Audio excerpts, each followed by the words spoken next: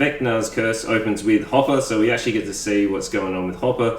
So obviously we have Joyce sort of working out, and she's on the phone to someone who's sort of informing her that Hopper's sort of stuck, and then we flip to Hopper and we get to see how he sort of survived the end of season 3 and the torture that the Russians are putting him under. So they're obviously impressed by his strong-willed and demeanor about being able to withstand some torture. So some of the torture techniques are really cool to see, like the elephant one where they're like pushing air away from him and they got the mask on him. Like that would be pretty shocking to go under. And then he goes into some camp, so it looks like the Russians are taking mercy on him, but then they actually throw him into a van and he ends up in God knows where. It looks like some sort of camp that he's going to have to, somehow get out of, I'm hoping, but, I'm sure they're going to foreshadow him getting out. But I really like the use of the D&D game in this episode. So obviously they're playing the D&D game, but before that, we actually get Mike coming in. So he's actually gets to come in and see Elle. So once Mike actually comes into the airport, he's obviously greeted really fondly by Elle, but Will and Mike share this really awkward hug, which I wasn't quite sure what they were pointing at, but then there's a scene later on where Will's at school and there's a girl trying to, play footsie with him, give him a little bit of a hint that she might be keen, where he doesn't want a bar of it, and there's this random painting that he's doing. So is he actually painting something that we're not allowed to see, or are they hinting at that Will might have a little bit of feelings for Mike that we are unsure of at the moment? So I'm not sure if they're hinting at it, but there's a little bit of jealousy happening because he wants Mike's attention as well. I'm not sure if that's you're my best friend, I want that sort of attention, or is it a little bit more than the best friend sort of interaction that he's looking for? But it was a good sort of reunion. But they go to the roller ring. Well, I'm assuming that's what they're called. We don't really have too many of them here in Australia. But Angela is a fantastic actor. Like, I hate her already. So she is probably almost up there with Joffrey level in terms of how much you sort of hate this character. She is obviously out to make Elle's life a bit of a misery. So she does enjoy picking on Elle.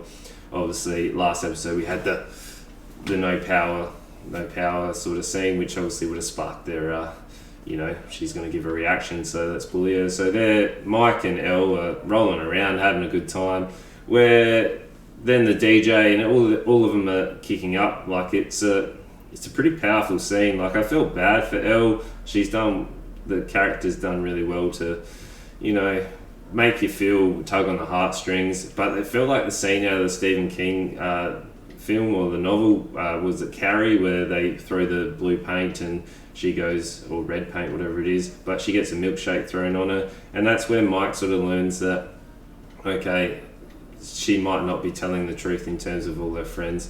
But all of a sudden, Angela sort of gets what she deserves, the skate to the head. So I didn't actually feel bad for Angela. Like, I was kind of cheering for Elle on that one. So yeah, that was a really cool scene. It develops in terms of the storyline. Like, once Hawkins actually discovers the body, and the basketball team is then sort of dragged into the investigation. Is it the boyfriend that killed the cheerleader? Where I felt like Nancy is a little bit too excited. I know, she obviously has the background experience, but I felt it was a little bit Scooby-Dooey in terms of, here's the mystery, I'm going to go solve it, no matter what. Where I wanted to see a little bit more of a development with her in terms of, she didn't want to go see her boyfriend, so she didn't want to travel with Mike to go see him, and they're waiting for the acceptance letter into college, where that gets explored a little bit more. So he's not going to go to the same college as her, which is going to obviously have an impact later along down the line. Nancy's offsider, who's obviously working out the paper as well, which they have that little conflicting sort of thing going on. He is actually then out in the woods, and he starts to have so they're trying to investigate the murder, and they get he gets the flashbacks of the cops sort of telling him that he killed his family, etc., where he's having that sort of breakdown. It's kind of the same as in episode 1 before old Big Bad came along and like kind of wrecked the cheerleader. So he has that meltdown, and he obviously is out on the road, and he gets the no more suffering treatment, as the Big Bad tells him that he wants him to join him and that his suffering is going to end, and takes him and floats him up, breaks all his bones, drops him on the floor, and away we go. So there's a lot that's going to be happening, and we can see like obviously the pacing from season 2, which was too slow, which is the reason why I'm probably behind, because it made me not want to go into season 3. Season 3 went away from the real suspenseful stuff and went to action horror, and then season 4 seems to like it's taken the cues about the suspenseful horror and the action horror, and it's really blending them together. Like I'm really enjoying it. I feel like the pacing is much better, where it's got that cliffhanger at the end each time, but it's actually moving ahead rather than dragging. So I'm excited to see where this goes, and let me know what you think below, and make sure you like, comment, subscribe, and tell your friends.